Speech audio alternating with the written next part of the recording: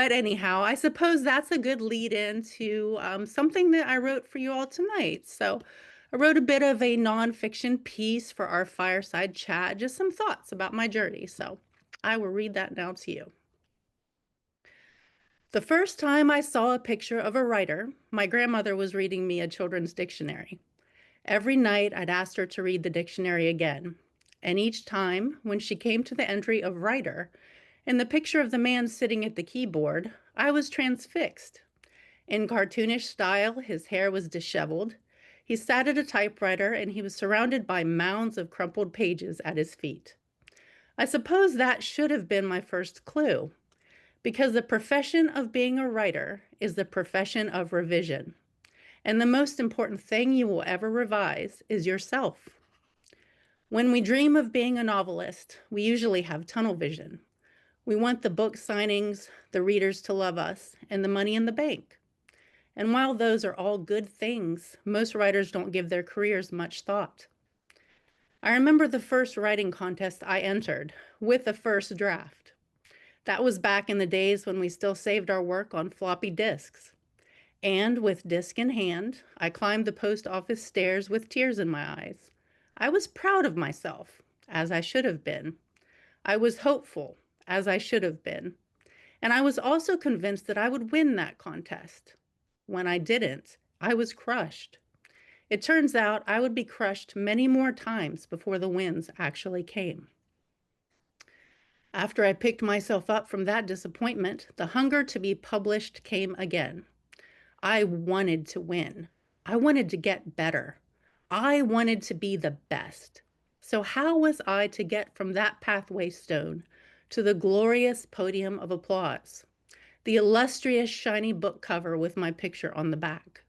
The experience of going into a bookstore and seeing a part of my soul there. There had to be some knowledge that eluded me. So I turned on my old desktop computer and waited while the dial up internet squealed. Finally, I found a writers' organization and they were offering paid critiques. I printed off the first pages of my novel and I mailed them in with a check. The weeks dragged by. I was nervous and elated, and sure once again that someone was going to tell me how good my writing was. After almost 2 months of waiting, the reply came. As you may have guessed, it wasn't the one I expected. There were typos in my submission, which the critiquer called unprofessional. My characters were one-dimensional and my plot was flat. Beside that, my piece felt like a soapbox sermon and my historical details were an info dump. There was more to say, and while it was all true, the person behind the pen definitely lacked kindness. In fact, this person may have used me to take out all their pent-up frustrations. But the message was clear. You are an amateur and you will never succeed. In all my successful years of publishing, this is the worst piece that has ever crossed my desk. If you plan to write again, please give it serious thought before putting the pen to the page. Needless to say, once again, I was crushed. More than that, this time I was ashamed. I was a fool, and the publishing world was laughing. How dare I aspire to join their hallowed halls and sacred ranks? Because the person who did the critique was a published author, I believed the words they said, and the ones they didn't. My own self-doubt and insecurity amplified the message and made it worse. Perhaps this person felt like they were doing me a favor by telling me the cold, hard truth. But the reality was that I didn't write for 6 months, and they took a writer from the world. This is one of the reasons why I attempt to lead with kindness when I'm giving feedback. Writing is a deep part of our souls, and no matter what stage we're at, we can always get better. But just because we're not there yet doesn't mean there isn't anything of worth. Those early pages morphed and became my first novel. It took 11 drafts and 14 years, but that early version of me deserved to be in the same room as the later version. I think so-called successful authors, literary agents, and editors forget that sometimes. We have to learn to color with crayons before we can paint a masterpiece, but crayons are beautiful too. After that vicious critique and my 6 months of sulking, I found myself in Barnes& and Noble again. For isn't that the place most of us go to dream? There I was, dreaming at the shelf where the V's would be filed, and I saw a printed page of store events on the end cap. A writers group was meeting that Thursday. My breath caught. My heart pounded. Dare I try again? Would I be laughed away from the table? Would I be told not to come back because I wasn't a serious writer? I wrestled with myself for days. And then I remembered how much I loved my story and my characters. I got in my car, cranked up my Lorena McKennitt The Mask in the Mirror CD, and I dared to believe that there might be something at that meeting there for me. Even if I gleaned a crumb from the royal table of real writers, it was worth the risk. To my utter amazement, when I arrived at the writers' meeting, I was greeted with smiles and acceptance. They nodded when I said I wrote historical fiction, as if that were actually true. One writer gestured to a chair and said it was all mine. I sat at the table, a Starbucks mocha in my hand to calm my nerves, and as each conversation passed, I let down my guard. In fact, I enjoyed myself immensely, and the writers were just like me. That night, we laughed, we brainstormed, we were in awe of each other's creativity. Most of all, I felt like it was okay to be me. When talks of publishing came up, the words were hopeful. I walked away encouraged and excited for a future that might be mine. Week after week, I went back. I learned about stream of consciousness writing, and they helped me let go of perfectionism and just create. I made friends and I learned. Through that group, I was introduced to the Pikes Peak Writers Conferences, and that was a door that opened 1,000 others. The lesson I learned was that community is a rescue. The naysayers will always be there, but when we find our tribe, it doesn't matter anymore. Every journey matters, and everyone has a story to tell. Sometimes the trick is just knowing what chapter or revision you're in. I've long believed that there are no mistakes in art. Every time you come to the page or your life, there is an opportunity to discover something new. Our worth can actually not be judged by those sitting in the ivory towers. We are the judges of our worth, and often that takes deep soul work and working through trauma and old messages. But as we get better, our writing does too. And if you add on resilience, you'll be propelled to the places you want to go. It took me years to uncover one of the reasons why I was so crushed when I got a no in regard to writing. Deep down, I wanted to be known as smart because my mother was an alcoholic and she was always considered the stupid one and the butt of jokes. She actually died when she was 46 from an overdose of alcohol and pills. So I had some residual messaging that needed to be uncovered and then healed. Once I faced that, I was able to find my voice and my writing excelled. I experienced a new level of freedom and some of the pressure disappeared. It's definitely important to know the reasons why you want to be a published author. Look deep and be honest with yourself. Then write down what your definition of success is. I find that if authors know what they really want, they can avoid a lot of depression and frustration. Sometimes the years pass, and hope deferred can make the heart sick. I've seen the disappointment of not getting an agent or getting traditionally published squash the light out of some of my friends, all talented, beautiful writers. I've even seen that disappointment lead one young author to suicide.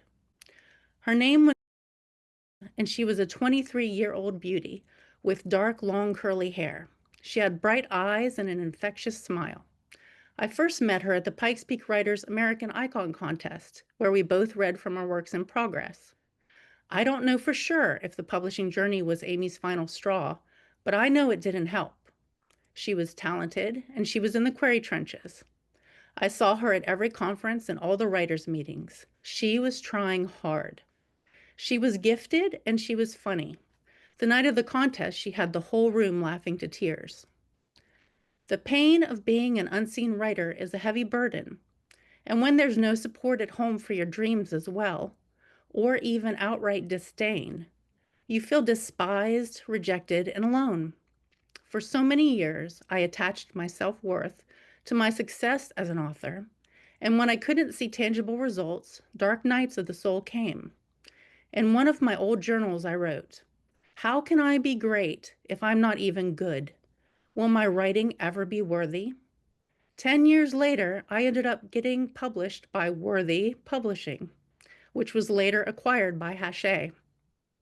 It's the in-between times that are often the hardest. We can turn to self-loathing, imposter syndrome, hopelessness, or apathy. Many abandon their first love of story and figure that they just don't have what it takes. But that's not really true, is it? For with the right learning and the right emotional armor, anyone can write a good story. Of course, there are different levels to good, but you get my point. Plot and structure and prose can be studied. With enough love, desire, and hard work, you are sure to achieve a level of excellence that will put you ahead of the crowd. I do believe that writing is a sacred calling, but a calling will not automatically make you a master. In the way that Frodo was asked to carry the ring, you are asked to carry forth something that will change the course of your life and the world. And it doesn't matter what genre you write, or if you think your goal is just to entertain. Fiction specifically is a rescue mission for humanity. It's a love letter to keep holding on and to keep working through. I've heard so many stories of people reading novels in hospitals when their loved ones were in an uncertain place. And it was the novel that gave the distraction and the courage that was needed. So don't discount what you do. When the doubts come, just know that they're coming for a reason. Your writing is light in a dark world. But aren't we the ones who write stories where goodness prevails and things make sense in the end? Maybe it's time to believe those plot points for ourselves. In the mess and in the muddiness of life, your perspective matters. Someone is out there waiting for the breakthrough that you already carry. Someone isn't quite brave enough to take the steps that you've already taken in your own life. And when those things come out in your stories, because our own lives inevitably always shine through, then your reader will be gifted with something big. And here you thought what you do is trivial. Perhaps that story that's been haunting you for years is a calling for you to birth something into the earth. So that's why the longing won't go away. That's why you're happier when you're writing. And that's why you daydream about signing a contract on the dotted line. It's not really about the money, although I hope you make loads of it. It's about leaving your particular Stonehenge on this world, leaving something lasting that people will want to look into, leaving something deeper that many will try to explain, leaving something that inspires people to write 100 stories of their own. And if you take up this sacred calling, the best part is that you will work out your own hard questions and you'll get answers as you do. Don't forget that you are just as important as your book. So, as you are revising your chapters, I hope you'll be revising your days. Remember this phrase: the life fuels the writing, and the writing fuels the life. Revise yourself into a beautiful version that just keeps getting deeper and better over time. This working out of your pages isn't just for your readers, it's a gift for you. Yes, you'll have to go down into some valleys, and there may be giants in those lands. But so far, hasn't the assault on your heart already been brutal and strategic? So why not make those moments count? All of life can be written about if one has the courage. And as Franz Kafka said, a book must be the axe for the frozen sea within us. You are an explorer, and if you stare at the blinding white of uncertainty or the snow-capped mountains you still don't know how to move, and yet you go anyway, just like every mythic hero, you will return with golden fleeces and cups of eternity, and your readers will be devoted to you forever. The deeper you go, the better you will get. And again, you will join the true hallowed halls of the brave authors throughout the centuries. And then your voice will join with theirs and say, as T.S. Eliot's did, We shall not cease from exploration, and the end of all our exploring will be to arrive where we started and to know the place for the first time.